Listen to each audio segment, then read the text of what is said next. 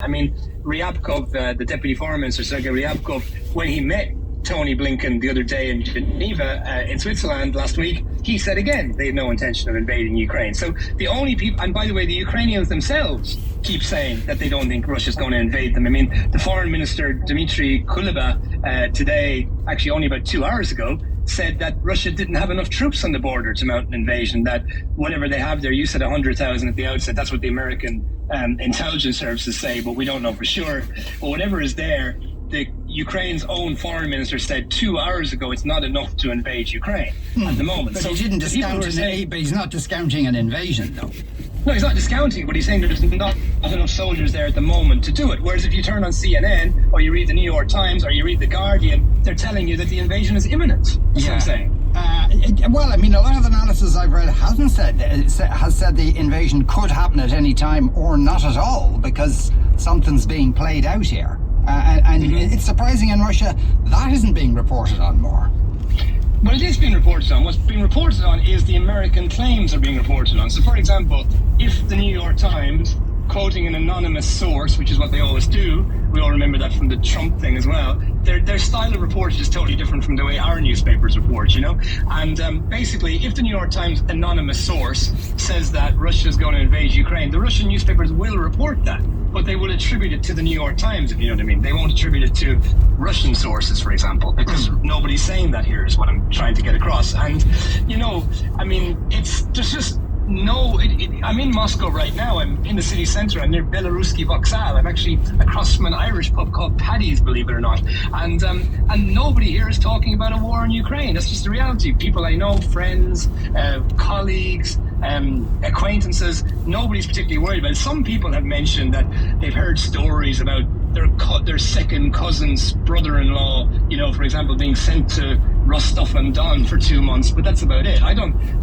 Nobody's talking about it. Right, okay, so it's not even being reported in Russia, that it's being reported everywhere in this part of the world. Well, that's what I just said. They will report it, but they will attribute it to the New York Times, or they will attribute it to CNN, or they will attribute it to whatever. I mean, you saw the story at the weekend, by the way, about, I just want to talk about the way they report stuff. Yevgeny Murayev, I don't know how much traction that story got in Ireland. Maybe the Sunday Times, which is a British paper, fundamentally covered it because they would use the content from London. But the British press on Sunday, do you remember this, Sean? They said that Russia was going to install a coup leader in Ukraine. Did you read that? That was, I mean, I think it's been speculated there's been various things that might or might not happen as a result of this. Certainly. Yeah, well, this specifically named a gentleman called Yevgeny Murayev, and it was a press release from the FCO, basically. I know about this because I know somebody who's on the mailing list, and it was sent to me on Saturday before the curfew, before the embargo, sorry. So basically, about lunchtime, British time, Irish time on Saturday, the UK Foreign Office sent out an embargoed press release at 10:30 on Saturday night, obviously for the Sunday newspapers, saying that this guy called Yevgeny Murayev, who is, by the way, under sanctions and not even allowed to visit Russia, he's banned from the country because they don't like him, was basically going to be installed as a sort of Pinochet, you know, for Ukraine in the event of a Russian invasion. Now, they've walked it back since, but the point I'm trying to make is that the newspapers, the Sunday Times, the BBC, which is state, fair enough, the Financial Times, they all covered it unquestionably. Now, to be fair to the Guardian, the Observer, their Sunday edition, they did question it, and they questioned whether the Foreign Office was telling the truth. And so it wasn't everybody. The Guardian, to their credit, you know, didn't go along with the narrative. But what I'm trying to say to you, Sean, is that all this stuff is coming from intelligence services in the United Kingdom and the US. It's not coming from Ukraine. It's not coming from Russia itself. And that's probably why people here are not so worried about it. I mean, I mentioned an Irish pub to you earlier. I'm sure if I went there tonight, I don't think anybody's going to be worried about the war, you know? Yeah, okay. So is it, so there's nothing to say, it's just Western and British intelligence services, every other country in Europe or politicians within those countries, many of whom have said something about this. Lithuania, Latvia, they're sending... Oh yeah, Lithuania and Latvia have said it, yes, that's true. Yeah. But France and Biden has said, the words come out of Biden's mouth that if something happens along the lines of invasion, that they will aim sanctions personally towards Vladimir Putin. That's not being discussed. No one thinks that's a big deal. That's being reported. reported. But what's being reported is that Joe Biden said it, if you know what I mean. That's what's being reported. Yeah. Now, but by the way, where is Joe Biden getting his information from? He's getting information from the same intelligence agencies, obviously, that the New York Times are getting their information from. What I'm trying to say in this discussion to you is I'm trying to give you an outline of how it's being reported here domestically in Russia. So when Joe Biden says he will sanction Vladimir Putin personally, of course that is reported here, but it's attributed obviously to Joe Biden. The point I'm trying to make is that the reportage here in Russia, Sean, is about the sanctions. It's not about the invasion. Now, there are a couple of crazy programs on Russian television, like 60 Minutes, it would translate to in English, which is basically state TV, crazy kind of propaganda, to be honest. And they're talking about Ukraine, yeah, but I'm talking about the mainstream, normal media here. They're not worried about an impending invasion at all. And experts here, there's a guy called Sergei Karaganov who is, I'm trying to compare him to someone back home. He's kind of the Diane of, foreign policy gurus in Russia. I can't even think of an equivalent in Ireland because we don't really go in for foreign policy. He's sort of like he's kind of like a sort of maybe a Vincent Brown type figure to a degree. He's a very well known household name here as an analyst, the Eamon Dunphy of geopolitics, basically. And he has said just, I think, 2 days ago that he doesn't see any reason why Russia would invade Ukraine, because he said that it would be just catastrophic. I mean, it would just destroy the economy here at a time when it's only recovering from the COVID pandemic. It would cause a massive loss of blood and treasure. Kids would be coming home in body bags. Public opinion wouldn't support it. It would damage Putin massively politically, because obviously if people's relatives and young people start dying, it's going to affect his approval rating.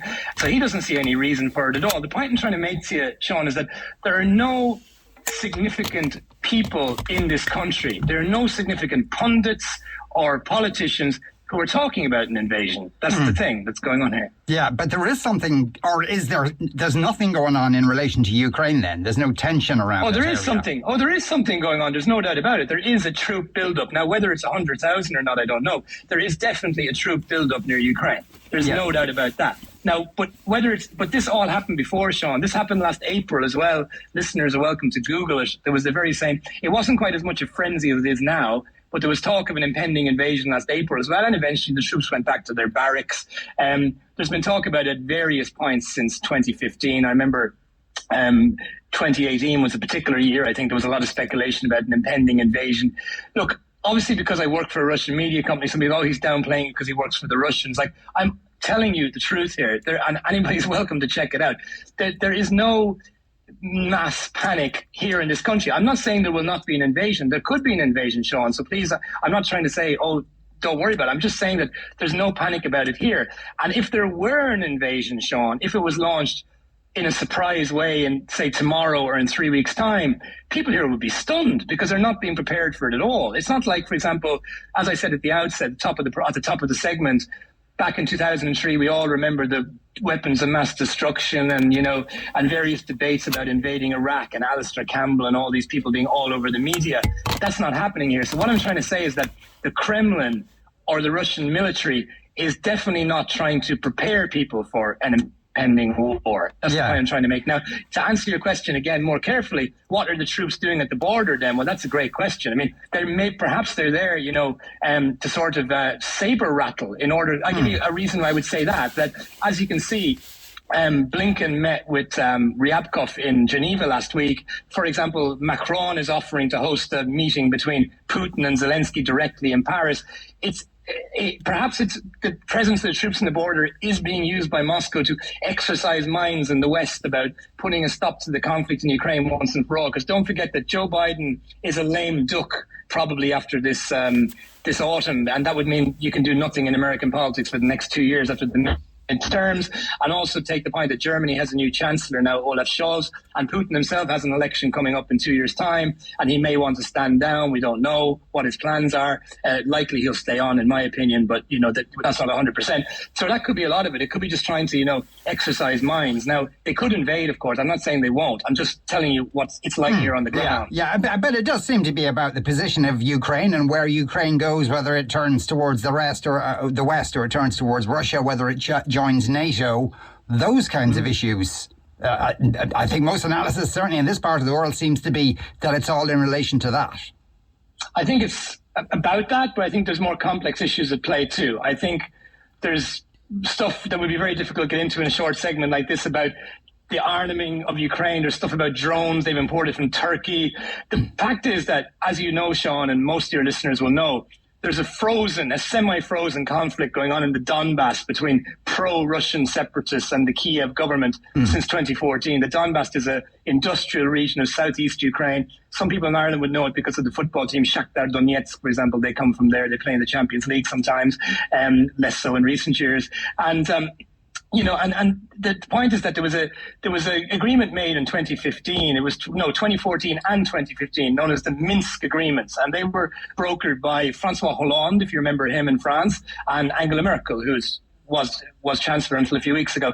And Ukraine agreed at the time to give the Donbass autonomy within a sort of federal Ukraine, and that hasn't happened, and that's what Russia wants. And some analysts here think that's what it could be about. That Joe Biden, I think. There's a feeling here that the Russians feel that they can do a deal with Joe Biden in a way they couldn't with Donald Trump, for example. And that could be what it's about, really. Basically kind of putting excuse the phraseology, but a gun to the head of the Americans, so to speak, like to kind of get Ukraine to agree to this deal that was made 7 years ago. That's a possible reason. Yeah. Another reason is that he could be just doing it out of boldness.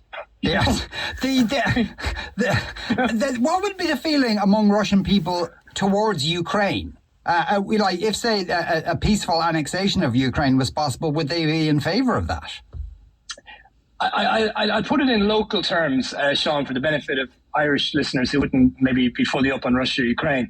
I've heard some people in Irish media comparing Russia and Ukraine to Ireland and England. That's not the case at all, because Russia and Ukraine have far more in common than Ireland and England has. It's more like England and Scotland, in the sense that the Ukrainians were not colonized. They were an integral part of the Russian Empire and the Soviet Union. For example, Leonid Brezhnev was a Ukrainian. Leon Trotsky was a Ukrainian, for example, just to name two significant figures from the Soviet Union. But the overall point I'm trying to make is that it's not like, it's like you've had Scottish leaders of the UK, like Gordon Brown and, Ramsay MacDonald and everything. You've never had an Irish leader, is what I mean, even when we were together with them. So what I'm trying to say is that they are seen as sort of fraternal people by the Russians, because they're Slavic, they're Orthodox Christian by religion, the languages are very, very similar. Basically, if there was a bloodless annexation like there was in Crimea in 2014, where not even a shot was fired and most of the Ukrainian military locally defected to the Russian side, most people probably would say that. But then again, the problem is who's going to pay for it, Sean? Because the GDP per capita of Ukraine is 3 times lower than Russia. And that's the official GDP. It could even be lower in reality. And Russia simply can't afford to take on a huge country. It's a huge country. It's bigger than France, by the way, with between 30 and 40 million people. They just couldn't afford it. I think there would be absolute outcry here. Now, they might accept, for example, subsuming some very majority ethnic Russian area like Donbass, which has also got a lot of coal and resources. But there's no way, I think, public opinion here would want to, annex Kiev, which is a city of 4 or 5 million people and very poor by Russian standards. I mean, some people in Ireland say we don't want a united Ireland because how would we pay for it? Well, geez, like the difference between Northern Ireland and the Republic of Ireland in terms of wealth might be 20 or 30%, but you're talking 3 times here. There's no way Russia could afford to take on Ukraine, and Ukrainians wouldn't want it anyway. Most Ukrainians are very proud of their independence. They're proud people. The country's not very successful economically, but Ukrainians are very proud. A lot of them are very patriotic, and they would not want to be annexed by Russia, and they would, I presume a lot of them would fight back, Yeah, and is you're probably aware of this, the Russian military exercises that are taking place off the coast of Ireland, is that being reported there? Is Simon Coveney's objection to that being noted? No, I haven't seen anything about it. I'm sure if I went into the recesses of Google, or what they use over here is Yandex, I'm sure I'd find a few lines about it on TASS or something, the state newswire. But no, I haven't seen anything about it. I've seen stuff in Irish media about it. The Russian ambassador seems to be becoming a bit of a celebrity in Ireland. He'll probably be on Dancing with the Stars next year or something, He's on the media quite a lot over there. But no, it hasn't been reported. As for that, I mean, I would say that Russians generally have a good view of Ireland being outside of NATO and stuff like that. So I'm a little bit surprised they're conducting exercises so close to Ireland, to be honest. And I can only say that the target of them is certainly not Ireland. It's obviously the British and NATO, not Ireland, because I don't think they've got any particular beef with us, you know. I would say one thing though, Sean, we'll have a chance to talk to you, that I do think it's a bit of a mistake on behalf of the Irish government. Micheál Martin, the current Taoiseach, and the previous Taoiseach, Leo Varadkar, that they haven't made more of an effort perhaps to develop some kind of relationship with the Russians. I mean, I don't see what harm it would do Micheál Martin to pick up the phone to Putin directly and ask for a phone call and complain directly. I don't think it would do him any harm, and it might even get them to change their minds. You never know. Yeah, we should see. Brian, thanks very much for that. That's Brian MacDonald there, who's a reporter for Russian Today. A few comments on what we've been talking about. Mike says the Western media is so biased against Russia. We constantly make the mistake of thinking Putin is Russia, but he isn't. Russia's a very diverse country, and the Russian people are not interested in aggression. Well, no, indeed not. And I think it would be a bit unfair to say that the Western media just reports Russians want to do this thing. It's mostly to do with what the Putin government wants to do. Chris says Ukrainian politicians are playing down invasion threats to stop widespread panic in their own country. Now, what he did say was true, more or less, that just within the last few hours in Ukraine, some leaders there were saying they didn't think an invasion was imminent. But they certainly weren't ruling out an invasion. Russia has said it will stop using the dollar for oil contracts. Has this something to do with it? Somebody else says Russia Today is not an independent organisation. If Russia's going to invade, why are there 100,000 troops on the Ukrainian border? Well, you heard Brian say that was he was kind of disputing that. They had 300,000 troops there in 2017, says a texter. I don't know, not in a position right now to check that. Is talk of an invasion just Western propaganda, says Yvonne. Well, if you stick a large amount of troops, let's not quibble about what the size is, but a large amount of troops on a border, that has a geopolitical knock-on effect. You're saying something by doing that, while at the same time having extensive military exercises off the coast of one of the few members of the European Union that isn't a member of NATO and therefore can't do much about it. You're kind of sending a message there, I would have thought. Ed says the Russians could mount an amphibious invasion of Ireland from the west and no one would be obliged to come to our aid because we're not in NATO. Fat lot of good our lazy Mickey Mouse policy of neutrality would do us then, says Ed. At the same time, why would they invade Ireland? What do we have that they'd want particularly? Is it you can't get a decent pint of stout in Moscow? That's probably the only reason. Martin says, yeah, Russian-based media analyst is correct about the West stirring the pot. Who would benefit most from a falsely stoked up dispute between Russia and Ukraine that causes Russia to invade? Boris Johnson. An excuse for the UK energy crisis. Well, it's there already. A diversion from his domestic meltdown, etc., etc. Tory spy boys are up to their old tricks, Martin says. Another texter says there is no free press in Russia. Any anti-Putin dissent is dealt with harshly. Just because he speaks with an Irish accent doesn't mean he isn't influenced in any way. I think you'll find that quite a few Scots would disagree with your guest about not being colonised, says Kieran, indeed. Another texter says it's quite simple. Putin knows the US is as weak as water with Sleepy Joe and his woke Democrats at the helm. He smells weakness and is looking to capitalise on it. Well, you see, there is a whole thing about Ukraine. Now, as Brian said, there are probably other issues there as well, but there is a whole issue around Ukraine joining NATO or not. At the moment, the polls in Ukraine are like about 64% of people want to join NATO, which is not something that Putin would particularly want because it's further encroachment in terms of NATO members around the borders of Russia. So he wouldn't like that to happen. So what he'd like, I think probably the last option he'd want to take is invading Ukraine because he knows how much hassle that would cause. But he wouldn't mind kind of brokering some sort of deal where Ukraine doesn't join NATO. And it's maybe left as some sort of buffer zone between the two blocks, so to speak. And Brian did say that the Russian ambassador might be on Dancing with the Stars. As somebody, Eugene, has pointed out, shouldn't that be Dancing with the Czars? Very good, Eugene. Anyway, we want to give away a huge amount of money. Your chance to win big.